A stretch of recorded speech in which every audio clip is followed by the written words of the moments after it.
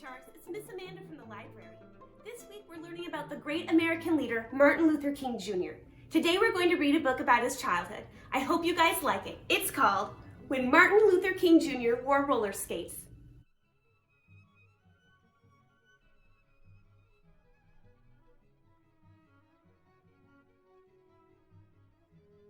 When Martin Luther King Jr. Wore Roller Skates. Written by Mark Weakland, illustrated by Patrick Ballesteros. When Martin Luther King Jr. was 8 years old, a woman in a department store lunged at him and slapped him. "You stepped on my foot," she yelled. Martin didn't know the angry white woman standing in front of him, but he stayed calm. Although he was shocked, he simply walked away. Martin was a child who'd learned to overcome difficulties without violence. Like his mother, he was gentle and caring. Like his father, he was determined and fearless. Martin drew on these childhood traits as he grew up. He became a leader admired by millions of people around the world.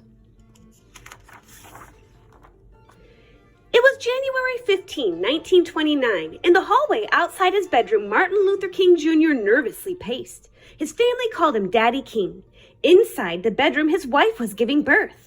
Daddy King leaped with joy when he found out that the baby was a boy.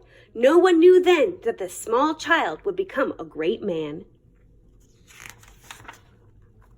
The Kings named their son Michael after Daddy King. But a few years later, Daddy King changed both his name and his son's name to Martin. Martin's parents gave him a wonderful life. He lived in a comfortable home. He had a younger brother and older sister to play with. And he had loving adults all around him, including his grandparents who lived in the same house. Daddy King was a minister. His sermons and his interest in civil rights helped shape Martin's beliefs early on. Martin's mother taught him to believe in himself. "You are as good as anyone," she said.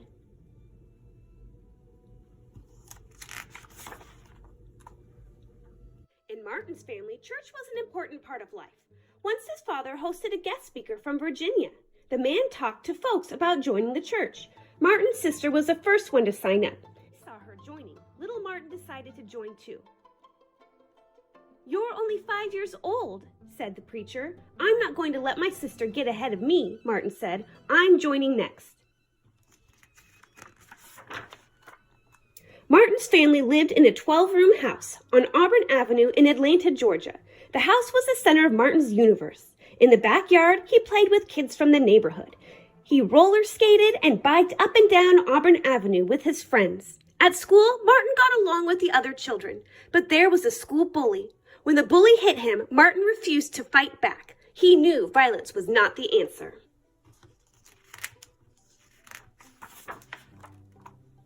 Martin's brother was named Alfred Daniel, but everyone called him A.D. He and Martin loved to run and play. They played football and baseball, and they played basketball at the fire station near their house.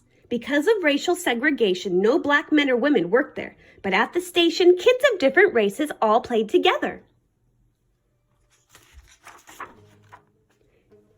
Every evening, the Kings sat down to eat dinner together. Martin's father insisted that no one eat until he got home. When Daddy King got home late, the kids were starving.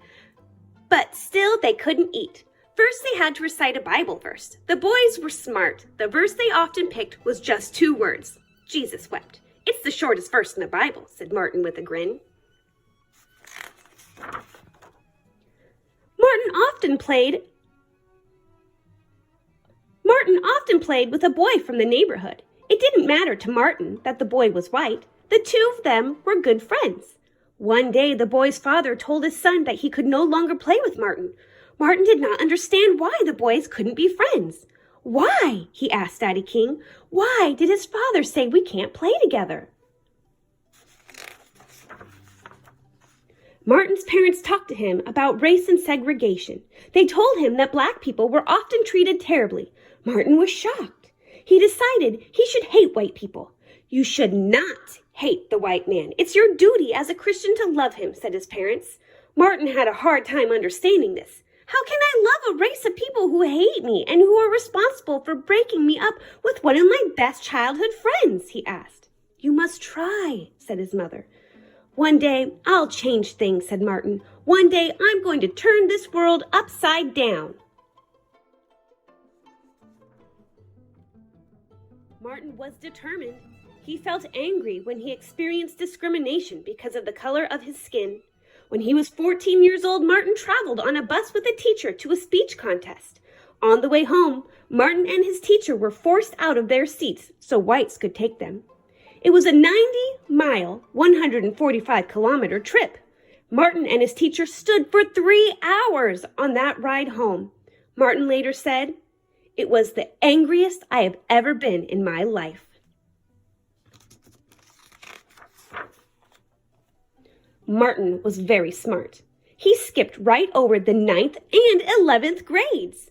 By age 15, Martin started college. In college, Martin was popular, but he wasn't sure about the rest of his life. He had always thought he would become a minister like his father, but he began to question his faith. Eventually, though, he came back to his roots. "I decided to lead a church," he told his father. By the time Martin was 25 years old, he had earned a doctoral degree. He married Coretta Scott. Like Martin, she believed in the importance of peace. The couple settled in Montgomery, Alabama, and had 4 children. Martin's parents were proud when he became pastor of the Dexter Avenue Baptist Church. His father, Daddy King, was especially happy. As Martin grew, he became more active in helping African Americans gain rights. He was chosen to be the spokesperson for the Montgomery bus boycott in 1955. Later, he led nonviolent actions, including sit-ins, demonstrations, and marches for civil rights. He said that he would not respond to violence with violence. Martin gave some of the most memorable speeches in American history. In 1963, he gave his famous "I Have a Dream" speech before 200,000 people in Washington, D.C. In his speech, Martin said, "I have a dream that my 4 little children will one day live in a nation where they will not be judged by the color of their skin, but by the content of their character."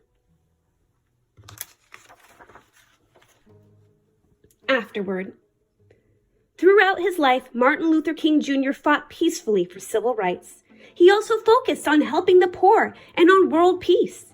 In 1964, Martin received the Nobel Peace Prize for his efforts. In 1964 and 1965, he played an instrumental part in securing civil rights and voting rights for all African Americans. In 1968, Martin Luther King Jr. was shot and killed in Memphis, Tennessee, at the age of 39. Throughout his life, Martin Luther King Jr. held tight to his traits he developed as a young boy: gentleness, caring, fearlessness, and determination. By staying true to himself, he became a great American leader.